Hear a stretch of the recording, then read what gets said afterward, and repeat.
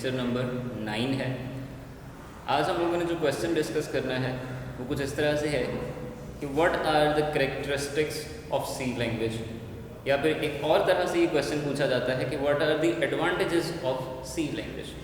तो आज के लेक्चर में हमने सी लैंग्वेज के एडवांटेजेस को देखना है कि वो कौन कौन से फ़ायदे हैं जिनकी वजह से हम लोग सी लैंग्वेज को इस्तेमाल करते हैं। तो टोटल जो है वो आपके पास यहाँ पे 8 एडवांटेजेस हैं सी लैंग्वेज को यूज़ करने के, जिसमें से सबसे पहला है कन्वीनियंट। ये सी लैंग्वेज जो होती है ये कन्वीनियंट लैंग्वेज है।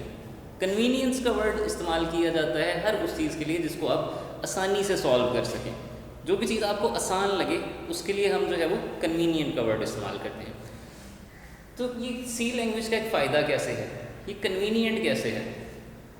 हम लोगों ने जो है प्रोग्रामिंग लैंग्वेजेस को 2 कैटेगरीज में डिवाइड किया था, हाई लेवल लैंग्वेज और लो लेवल लैंग्वेजेस में। तो लो लेवल लैंग्वेजेस जो थी वो हमारे लिए समझना मुश्किल थी, जबकि हाई लेवल लैंग्वेजेस हमारे लिए समझना काफ़ी आसान थी। तो अब सी लैंग्वेज जो है ये एक हाई लेवल लैंग्वेज है, तो इसमें कोड लिखना हमारे लिए बहुत आसान है और इसमें जो भी कोड लिखा जाता है उसे समझना भी हमारे लिए बहुत ज़्यादा आसान है। समटाइम्स आपके पास इस तरह से होता है कि कोड किसी और पर्सन ने लिखा होता है और आपको उसमें चेंजेस करनी पड़ जाती हैं। तो चूँकि इस लैंग्वेज को समझना बहुत आसान है, बहुत सिंपल सा इसका कोड होता है, तो हर कोई जो है किसी और के लिखे हुए कोड को भी ईजीली चेंज कर सकता है। इसलिए हमने इसको कहा कि ये एक कन्वीनियंट लैंग्वेज है। सेकेंड जो हमारे पास इसका बेनिफिट आता है वो आता है वेल स्ट्रक्चर्ड लैंग्वेज। स्ट्रक्चर कहा जाता है किसी भी चीज़ की एक तरतीब को, कि किस तरह से उसकी तरतीब लगाई जाती है। सी लैंग्वेज एक प्रॉपर वेल स्ट्रक्चर्ड लैंग्वेज है। कैसे? इससे प्रीवियस लेक्चर में आपने देखा था कि हमने एग्जाम्पल प्रोग्राम लिखे थे जिसमें हमने एक पैटर्न को फॉलो किया था। वो पैटर्न कुछ इस तरह से था कि सबसे पहले हमारे प्रोग्राम में लाइब्रेरी फाइल्स आती थी, उसके बाद हम मेन फंक्शन बनाते थे और मेन फंक्शन बनाने के बाद हम क्या करते थे, हम उसकी बॉडी डिफाइन करते थे और उसकी बॉडी में अपना कोड लिख लेते थे। तो इस तरह से हर चीज़ एक प्रॉपर स्ट्रक्चर था, हर चीज़ एक प्रॉपर फॉर्म में आपके पास आ रही थी स्टेप बाय स्टेप। तो इसलिए सी लैंग्वेज जो है ये काफ़ी वेल स्ट्रक्चर्ड लैंग्वेज है। इसी तरह नेक्स्ट आपके पास आ जाती है मशीन इंडिपेंडेंस। इंडिपेंडेंस कहा जाता है खुद मुख्तारी को, वो चीज़ जो किसी दूसरे पे डिपेंड ना करे, किसी दूसरे पे जो है वो इन्हिसार नहीं करती हो, उसे हम कहते हैं इंडिपेंडेंट। सी लैंग्वेज का फ़ायदा ये है कि इसके अंदर जो कोड लिखा जाता है वो मशीन इंडिपेंडेंट होता है। अब इसका क्या मतलब है? इसका ये मतलब है कि इस लैंग्वेज में लिखा हुआ कोड आप जिस कंप्यूटर पे चलाते हैं ज़रूरी नहीं कि वो सिर्फ उसी कंप्यूटर पे चलेगा। आप एक मशीन पे कोड बना के उसे डिफरेंट मशीन्स के ऊपर रन कर सकते हैं। इसलिए हमारा जो कोड सी लैंग्वेज में लिखा जाता है वो मशीन इंडिपेंडेंट होता है, यानी कि आप एक मशीन में कोड लिखो और उसे डिफरेंट मशीन्स के ऊपर चला सकते हैं। फिर नेक्स्ट हमारे पास आ जाता है मॉड्यूलरिटी। मॉड्यूल से वर्ड निकला है। मॉड्यूल का मतलब होता है किसी भी सिस्टम का एक छोटा सा पार्ट। तो सी लैंग्वेज के अंदर हम क्या करते हैं, अपने कोड को छोटे छोटे पार्ट्स या मॉड्यूल्स में जो है वो डिवाइड कर लेते हैं, जिनको आम तौर पे हम फंक्शन का नाम देते हैं। फिर नेक्स्ट हमारे पास जो इसका एडवांटेज आ जाता है वो है केस सेंसिटिविटी।